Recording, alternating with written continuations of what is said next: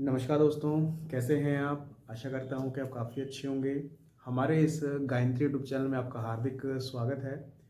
भगवान आपकी सभी मनोकामना और इच्छाओं को पूर्ण करे और आपको सेहतमंद रखें, ऐसी कामना हम करते हैं। तो आज आपको पामिस्ट्री के रिगार्डिंग कुछ योग्स मैं बताऊंगा। और हाथ में तो हम जानते ही हैं कि हमारे हाथ में धन योग कैसे बनता है। आपने थंबनेल देख ही लिया होगा। कुंडली में भी धन योग बनता है। ठीक है, कुंडली में हम ज़्यादा देखते हैं कि हम एस्ट्रोलॉजर के पास दिखाते हैं, कुंडली दिखाने अपनी जाते हैं, तो हम पूछते हैं कि हमारे कुंडली में धन योग है कि नहीं। ठीक है, तो उसको हम कुंडली में कैसे देखते हैं? अगर कुंडली में है तो हाथ में वो कैसे बनता है। ठीक है, तो हम दोनों को हम चर्चा करेंगे, कुंडली में कैसे बनता है और हाथ में कैसे बनता है। अगर आप भी अपना हाथ पढ़वाना चाहते हैं तो हमारे साथ जुड़ सकते हैं। हमारा व्हाट्सअप नंबर आपको हर वीडियो के डिस्क्रिप्शन बॉक्स में मिल जाएगा, वहाँ से आप हमारे साथ जुड़ के अपना हाथ पढ़वा सकते हैं, अपनी ज़िंदगी की समस्या को जान सकते हैं। ठीक है, तो चलिए हम सीखते हैं और दिखाते हैं आपको कि क्या कुछ चीज़ें कुंडली में होती हैं और हाथ में होती हैं धन रिगार्डिंग। ठीक है, तो आपने सुना होगा, काफ़ी एस्ट्रोलॉजर बताते हैं कि धन योग एक बहुत अच्छा टर्म है, सुनने में बहुत अच्छा लगता है कि हमारे पास धन कितना होगा। ठीक है, पहले तो हम बाद में हाथ की बात करेंगे, पहले हम कुंडली में हम जान लें कुंडली में हम कैसे पता करते हैं। देखिए, आपके सामने ये कुंडली दिख रही होगी, ये हमारी कुंडली है।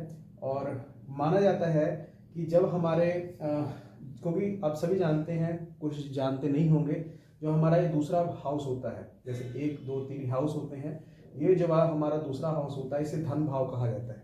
ठीक है, धन भाव कहा जाता है। लेकिन और भी पैटर्न है। अगर आपकी कुंडली में कहीं भी आपके चौथे हाउस में मंगल बैठ जाए, ठीक है, चौथे हाउस में मंगल बैठ जाए और पंचम हाउस में सूर्य बैठ जाए, ठीक है, और 11th हाउस में गुरु बैठ जाए, तो ये धन योग कहलाता है। ठीक है, अगर आपकी कुंडली में ये भी नहीं है, अगर आपके हाथ में कुंडली में अगर मंगल यहाँ पर नहीं बैठे हैं, सूर्य यहाँ पर नहीं बैठे हैं, अगर सिर्फ गुरु भी आपके एकादश भाव में बैठे हैं, मतलब 11th हाउस में बैठे हैं, तो इसे हम धन योग कहते हैं। ठीक है, लेकिन हमारे दूसरा हाउस अच्छा होना चाहिए, क्योंकि धन योग का हाउस यही है। अगर इसकी दृष्टि इस पर अच्छी पड़ रही है तो आपके कुंडली जितनी भी बेकार हो, अगर आपके इस हाउस में गुरु बैठे हैं और ये हाउस जो है अच्छा है, दूसरा हाउस अच्छा है, इसकी दृष्टि यहाँ पर बन रही है, बढ़ रही है, तो मान के चले कि आपकी कुंडली में धन योग है।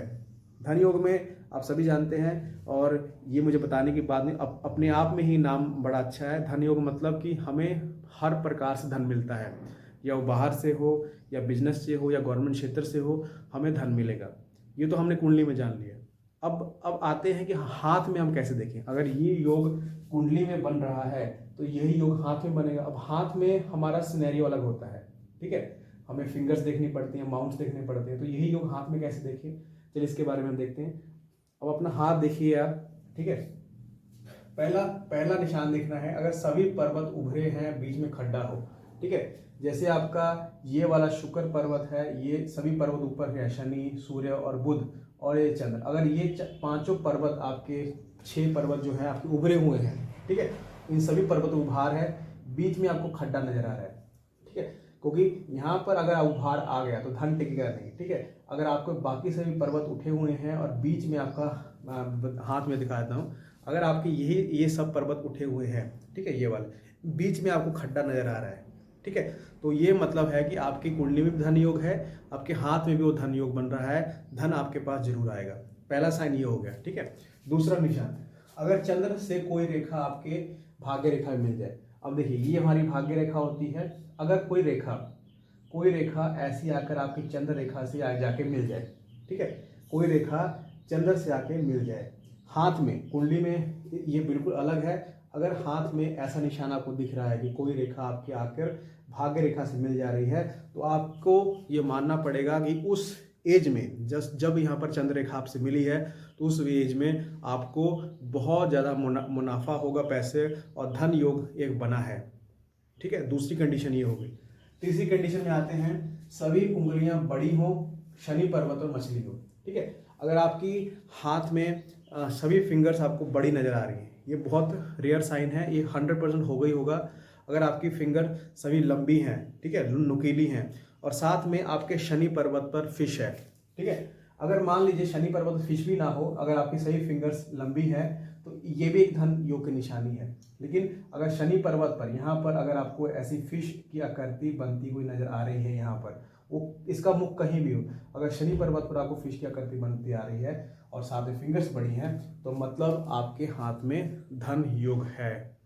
ठीक है, तो ये धन योग हमें औरों से ज़्यादा अमीर बनाता है, हर क्षेत्र में हमें पैसे दिलाता है। व्यक्ति कितना भी गरीब हो जाए, ठीक है, अगर धन योग बन रहा है तो उसको ना किसी तरीके से धन उसको आता हुआ दिखेगा। ठीक है, अगर मान लीजिए आपके पास आज 10 रुपये हैं, अगर 10 रुपये हैं तो अचानक से आपके पास आ जाएगा पैसा। ठीक है, तो धन योग ये लाभ दिलाता है। तो आप भी अपने देखिए कि कुंडली में आपके धन योग है कि नहीं। अगर हाथ में आप देख पा रहे हैं तो कुंडली देखने की जरूरत आपको नहीं है। ठीक है, तो ऐसी वीडियो आती रहेंगी, चैनल को आप सब्सक्राइब कर लें और हमारा व्हाट्सअप नंबर आपको नीचे फ्लैश हो रहा होगा और नीचे आपको डिस्क्रिप्शन बॉक्स में मिल जाएगा। हमारे साथ जरूर जुड़ें। धन्यवाद।